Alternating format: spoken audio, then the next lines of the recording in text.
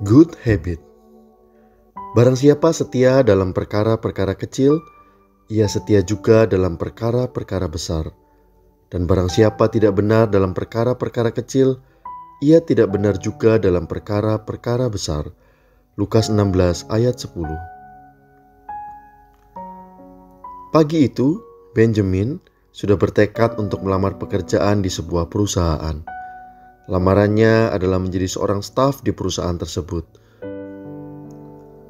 Setibanya di lobi kantor, ia pun memperkenalkan diri ke resepsionis.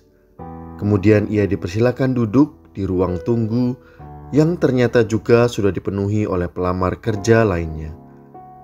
Saat ia memasuki ruang tunggu, kebetulan ia melihat beberapa sampah kertas berserakan di lantai.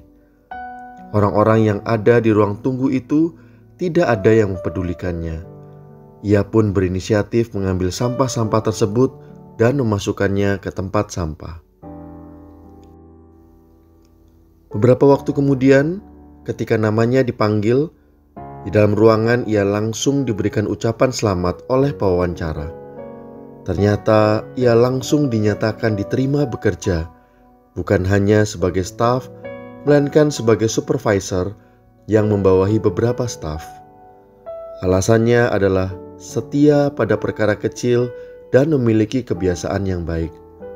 Sebab ternyata sampah-sampah kertas di ruang tunggu memang sengaja ditaruh oleh bagian perekrutan pegawai untuk melihat di CCTV siapakah orang pertama yang berinisiatif membuang sampah-sampah tersebut di tempatnya. Sebab pimpinan perusahaan tersebut sangat percaya bahwa good habit atau kebiasaan yang baik dan kemauan untuk tetap setia melakukan hal sederhana sekalipun adalah modal kuat seseorang untuk bisa dipercaya melakukan hal yang lebih besar. Firman Tuhan dengan sangat jelas mengatakan bahwa barang siapa setia dalam perkara-perkara kecil, ia setia juga dalam perkara-perkara besar. Artinya, kesetiaan kita dalam perkara-perkara kecil akan menjadi pedoman bagi Sang Raja untuk menilai keseluruhan pelayanan dan hidup kita. Apakah itu perkara-perkara kecil? Perkara kecil adalah setiap hal sederhana yang mungkin terjadi sehari-hari tanpa kita sadari. Pada umumnya, perkara kecil bisa dilakukan seseorang karena berdasarkan pada kebiasaan. Jika kebiasaan seorang sehari-hari adalah suka bersih dan membuang sampah, maka sampah sekecil apapun ia akan buang ke tempatnya. Jika seorang terbiasa membaca Alkitab dan berdoa, maka dalam segala perkara yang terjadi dalam hidupnya, secara otomatis dan tanpa disuruh atau dipaksa, ia akan berdoa, membaca, dan memperkatakan firman Tuhan yang ia baca. Oleh sebab itu, kebiasaan melakukan perkara kecil memiliki kuasa untuk berdampak pada hal yang lebih besar.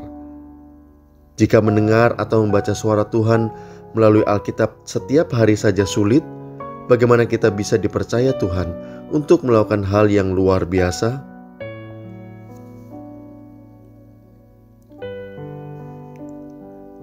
Setiap perkara besar yang dipercayakan pada seseorang berawal dari perkara kecil yang telah sukses ia lakukan.